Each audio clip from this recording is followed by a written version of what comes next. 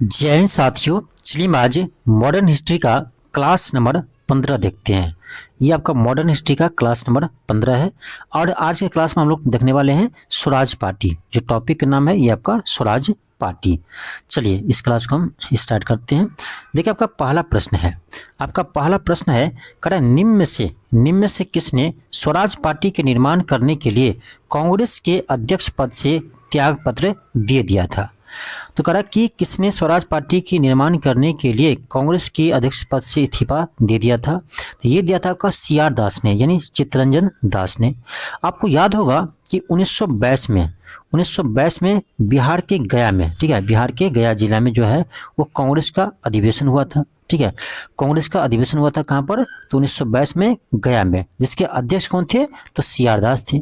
ठीक है, तो यहीं पर कांग्रेस के अध्यक्ष पद से इस्तीफा दे दिया और उसके बाद 1923 में मोतीलाल नेहरू के साथ मिल करके CR दास जो है मोतीलाल नेहरू के साथ मिल करके क्या किया था? तो स्वराज पार्टी का स्थापना किया था। ठीक है, मोतीलाल नेहरू के सहयोग से क्या किए थे? तो स्वराज पार्टी का स्थापना किया था। और इस स्वराज पार्टी की स्थापना करने का उद्देश्य क्या था? तो इसका उद्देश्य ध्यान रखिएगा, उसका उद्देश्य था कि ब्रिटिश केंद्रीय असेंबली में, केंद्रीय विधानसभा में प्रवेश करके यानी प्रतिनिधित्व करना था। ठीक है, तो ये इसका उद्देश्य था कि केंद्रीय विधानसभा में प्रवेश करके ही हम भारत का पक्ष रखें। ठीक है, यानी विधानसभा में पहुंच करके हम भारत का पक्ष रखेंगे तो सरकार ज़्यादा सुनेंगे। ठीक है, इसका मुख्य उद्देश्य था, इसीलिए स्वराज पार्टी का गठन किए थे। ठीक है, याद रहेगा। चलिए आगे बढ़ते हैं। क्वेश्चन आपका सेकेंड है। क्वेश्चन है कि स्वराज पार्टी का गठन किसकी असफलता के बाद हुआ था? बस आप डेट से पता कर सकते हो। ठीक है, यदि आपको ऐसे याद नहीं है ना, तो स्वराज पार्टी गठन कब हुआ भाई? 1923 में हुआ है। अब 1923 में हुआ है। अब करें किसकी असफलता के बाद जो है स्वराज पार्टी का गठन हुआ था? तो इसका मतलब स्वराज पार्टी के गठन से पहले वो घटना हुआ होगा। अब देखो, असहयोग आंदोलन कब हुआ था? 1920 में हुआ था।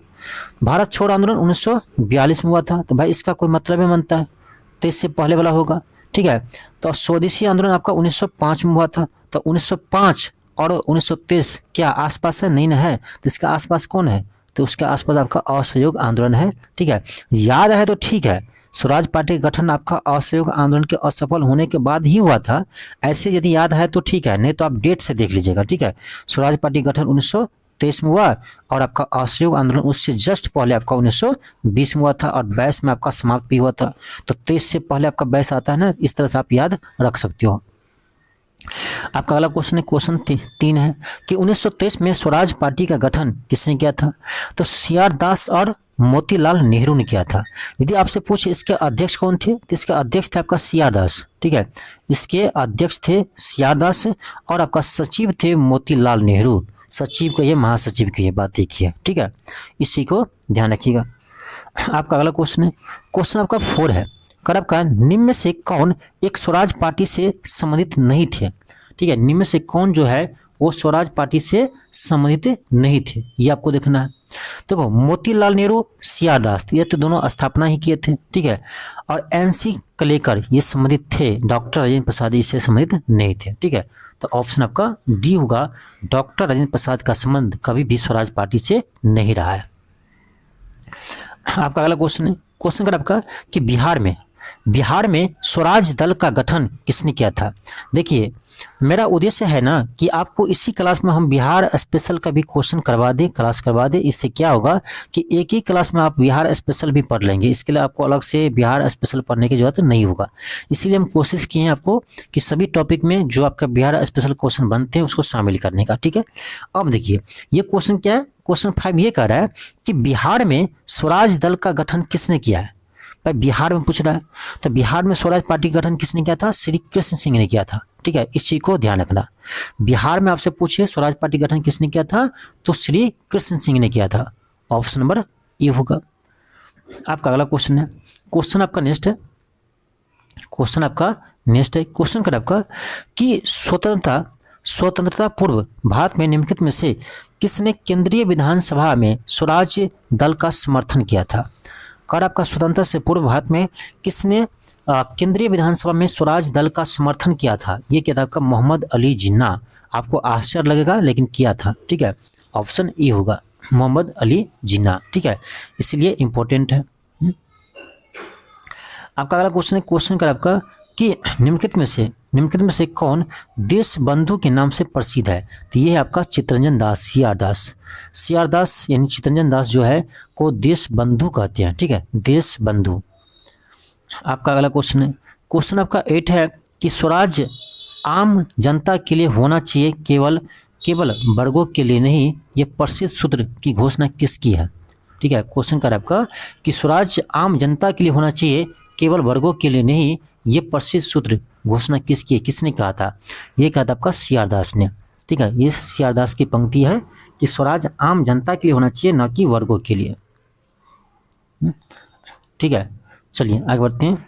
आपका अगला क्वेश्चन है, क्वेश्चन आपका 9 है, क्वेश्चन का आपका कि क्वेश्चन आपका 9 है, वे राष्ट्रीय नेता कौन थे जो 1925 में सेंट्रल लेजिस्लेटिव असेंबली के अध्यक्ष निर्वाचित हुए थे? देखो स्वराज पार्टी का ना सबसे बड़ा अचीवमेंट यदि कोई कहा जाए तो यही था कि 1925 में सेंट्रल लेजिस्लेटिव असेंबली के अध्यक्ष भी स्वराज पार्टी से बने थे, ठीक है। और ये कब कौन बने थे? ये बने थे आपका विट्ठल भाई पटेल, वल्लभ भाई पटेल नहीं, विट्ठल भाई पटेल बने थे, ठीक है। ऑप्शन डी होगा, विट्ठल भाई पटेल बने थे। इस चीज़ को आप ध्यान रखना। और एक चीज़ और ध्यान रखना कि स्वराज पार्टी का यदि आपसे पूछा जाए कि इसका सबसे बड़ा उपलब्धि क्या है, तो ये तो उपलब्धि बता ही दी आपको कि केंद्रीय लेजिस्लेटिव असेंबली में जो है उसके अध्यक्ष बनाया गया था आपको विट्ठल भाई पटेल को, ठीक है। ये स्वराज पार्टी से ही थे, सबसे बड़ी योगदान यही है। और देखो ध्यान रखना 1923 में आपका जो है विधान परिषद के चुनाव हुए थे, ठीक है, जिसमें सेंट्रल लेजिस्लेटिव असेंबली में जो है 104 सीटों पर में से जो है वो स्वराज पार्टी जो है 42 सीट जीते थे, ठीक है। इसको ध्यान रखना, ठीक है। यानी 104 सीटों में से 42 सीट पर जो है वो स्वराज पार्टी विजय प्राप्त किए थे। और ये जो है स्वराज पार्टी की सबसे बड़ी उपलब्धि है, ठीक है, सबसे बड़ी उपलब्धि है, ठीक है। और मध्य प्रांत में बहुमत भी मिला था, ये भी ध्यान रखना, मध्य प्रांत में जो है वो स्वराज पार्टी को बहुमत भी मिला था, ठीक है। ये सबसे बड़ी उपलब्धि है। आपका अगला क्वेश्चन है, क्वेश्चन का आपका कि स्वराज पार्टी ने किस विधायिका में सक्रिय रूप से काम किया था? किस विधायिका में सक्रिय रूप से काम किया था? तो भारतीय विधान परिषद में किया था, ऑप्शन बी होगा। आपका अगला क्वेश्चन है, क्वेश्चन का आपका स्वराज पार्टी का सबसे प्रमुख राजनीतिक हथियार क्या था? स्वराज पार्टी का सबसे प्रमुख राजनीतिक हथियार क्या था? इसका हथियार था कि चुनाव और विधान परिषद में भागीदारी, यानी विधान परिषद के अंदर, ठीक है, चुनाव में भागीदारी करना इसका क्या था? मुख्य हथियार था। उसका कहना था कि हम विधान परिषद में घुस करके अंदर में रह करके हम तब अपने देश के क्या करेंगे, मांग को रखेंगे, तब ज़्यादा सुनेंगे। इसीलिए स्वराज पार्टी का गठन किया था मोतीलाल नेहरू और चित्तरंजन दास जी ने।